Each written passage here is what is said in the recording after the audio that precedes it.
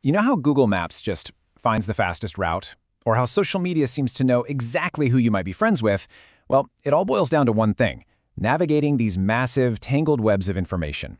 And today, we're going to break down the two main ways computers explore these digital mazes. So picture this. You're dropped into a huge, invisible maze. All you see are paths leading from where you stand. Your job is to figure out the layout, find something specific, or maybe just map the whole thing. Where do you even start, right? Well, it turns out computers really only have two main game plans for this kind of thing. And to make it stick, we're going to think of them as two different kinds of explorers.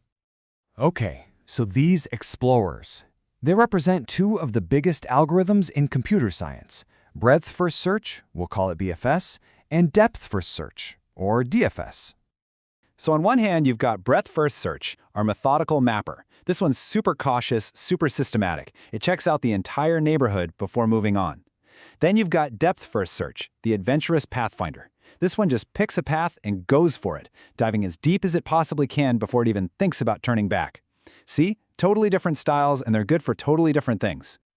All right, let's kick things off with our cautious mapper, BFS. Its whole strategy is about being thorough, making sure it doesn't miss anything right under its nose. So what is BFS, really? It's a traversal algorithm that explores all the neighbor nodes at its current level before moving on to the next. It's kind of like if you were exploring a house.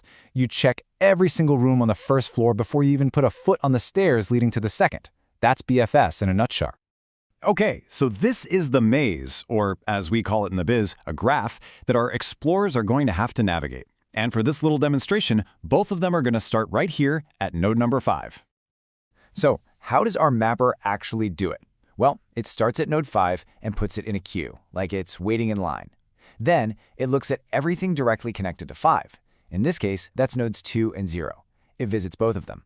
And only after it's checked off all of 5's immediate neighbors does it move on to their neighbors, like 3, 1, and 4. You see how it's expanding outward, one layer at a time? It's making sure nothing closer gets missed. And that right there, that's its superpower. Because BFS explores layer by layer, it is absolutely guaranteed to find the shortest path in what's called an unweighted graph.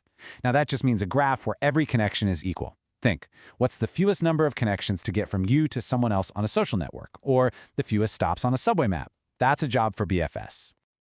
Okay, so that's the cautious approach. Now let's meet our other explorer, the adventurous pathfinder, DFS.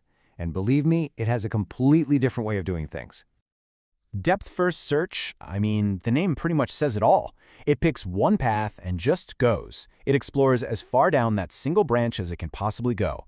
Only when it hits a dead end, and only then, does it backtrack to the last intersection and try a different route. So let's send our Pathfinder into that exact same maze, again starting from node 5. But just watch how differently this plays out. So instead of visiting 2 times 0, like BFS did, our Pathfinder might start at 5, immediately jump to 2, then right away to 3, and then all the way to 1. It's just going deep. And once it can't go any further, then it'll backtrack and explore another branch. It's a totally different journey through the very same maze. So why on earth would you use this seemingly chaotic approach? Well, it's actually perfect for certain jobs.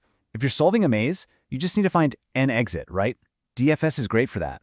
It's also essential for something called topological sorting, which is just a fancy term for figuring out the right order to do things.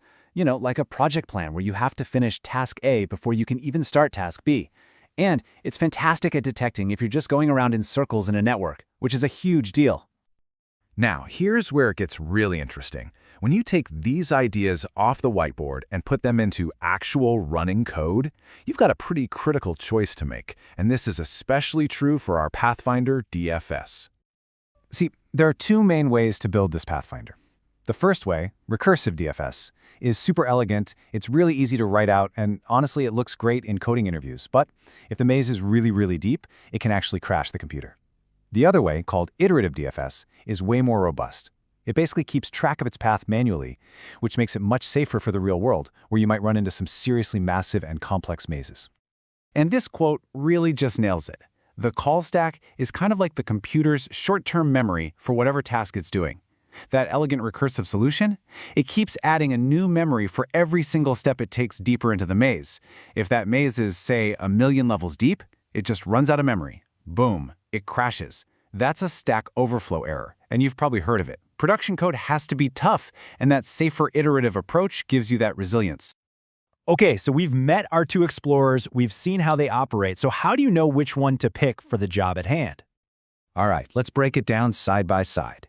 Now, you might be surprised to see that in terms of speed, they're pretty much the same.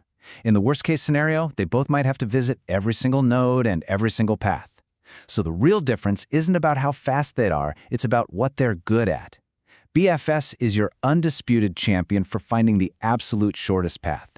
DFS, on the other hand, is your go-to for just exploring deep, solving those dependency puzzles, or just getting a feel for the overall structure of the maze. So, here's the bottom line. The thing to remember, if you need the shortest, most direct route, you call the cautious mapper, BFS. But if you need to go deep, explore a path to its end, or figure out dependencies, you send in the adventurous pathfinder, DFS. It's pretty wild to think about, isn't it? These two simple rules, go wide or go deep, they are the bedrock of so much of our digital world. From how the internet is mapped to how complex AI models learn. It really makes you wonder, what other simple, powerful rules are out there, just waiting for us to explore?